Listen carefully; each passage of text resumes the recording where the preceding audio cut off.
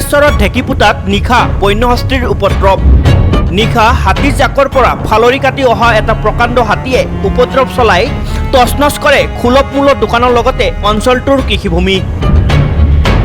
ভাৰত ভূটান সীমান্তৰ বনাঞ্চলৰ পৰা জনাঞ্চললৈ অহা বন্যহস্তীৰ জাকে নিশা চলাই উপদ্ৰৱ। বন্যহস্তীৰ জাকৰ পৰা ফালৰি কাটি অহা হাতীয়ে উপদ্ৰৱ চলাই গিৰীন্দ্ৰ মেধিৰ চৰকাৰী সুলভ মূল্যৰ দোকানত ক্ষতিসাধন কৰে দোকানখন। বৰ্তমানেও ঢেকিপুটা দলঙৰ কাষৰ জংঘলত বিচৰণ কৰি আছে হাতীৰ জাকটোৱে। হাতীৰ জাক চাবলৈ ভিৰ কৰিছে বহু লোকে। ইপিনে বন বিভাগে হাতী খেদি পঠিওৱাত ব্যৰ্থ হোৱাৰ বাবে বিনিদ্ৰ ৰজনী কটাবলগীয়া হৈছে অঞ্চলটোৰ ৰাইজে। শীঘ্ৰেই জংঘলত বিচৰণ কৰি থকা হাতীৰ জাকটোক খেদি পঠিয়াবলৈ বন বিভাগক আহ্বান স্থানীয় ৰাইজৰ। এটা 20 মানত মানে এটা শব্দ শুনিলোঁ। খিৰিকীখন আমাৰ দেউতা এটা থকা ৰুমটোত খিৰিকীখনো ভাঙিছে। তাৰপৰা আহি পিন্ধি খুন্দা মাৰি এই পেনেদি এটা খুন্দা মাৰি মই আৰু এই মেধিক ফোন মাৰিলোঁ। মেধি আৰু ফোন কৰি ফৰেষ্টৰ মানুহখিনিক কেইটামান লৈ আহি লৈ খেদালে। মই ইয়াত চাউল আছে 55 কুইণ্টল। মই যোৱাকালি বিতৰণ কৰাৰ কথা আছিলে, যোৱাকালি আৰু নেটটো নাছিলে। তাৰপিছত আজি বিতৰণ নহ'ল। এইটো চাউলৰ গন্ধটো পাই পেলাই এইটো ইয়াতে আক্ৰমণ কৰিছে। নহ'লে যদি মানুহখিনি নিখেদিলে হয় এইখিনি মোৰ চাউলখিনি গোটেইখিনি খালাই হয়। তাৰপৰা এইটো 55 কুইণ্টল চাউল আজি বিতৰণ কৰি আছোঁ বৰ্তমান। কি ক'ব এতিয়া? মেইন ৰাস্তাৰ কাষতে এইটো কিবা কৰে চৰকাৰে। কি কৈছে? এজেণ্টৰ নাম কি? এইটো মোৰ নামতে গিৰীন্দ্ৰ মেধি নহয়। আৰু ইহঁত চোপাটো অলপমান খুব কচুগতা মানে 3 বছৰ আগতে আৰু এটি সোমাইছিলে। কিন্তু এতিয়াও বাৰিন্দাত ধান আছিলে, কাটা ধান এইখিনি খোৱাৰ কাৰণে মই ঘৰটো ভাঙাৰ কাৰণে বাচিছোঁ। কিন্তু প্ৰত্যেক বছৰে কেনেকৈ আহি থাকে, প্ৰত্যেক বছৰ ঠিক আছে। এটা বজাত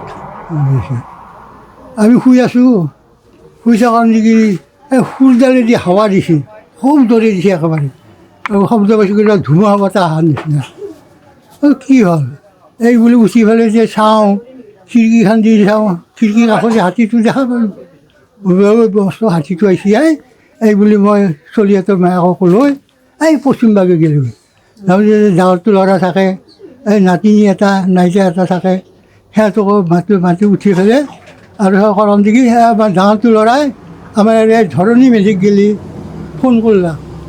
এই ধৰণী মেধি আৰু উঠি পেলাই লাইটৰ পোহৰ মাৰি দিলাক, বোমা মাৰিলাক আৰু কেইটামান মানুহ আহি পেলাই হাল্লা কৰাত তেতিয়াহে হাতীটো যায়।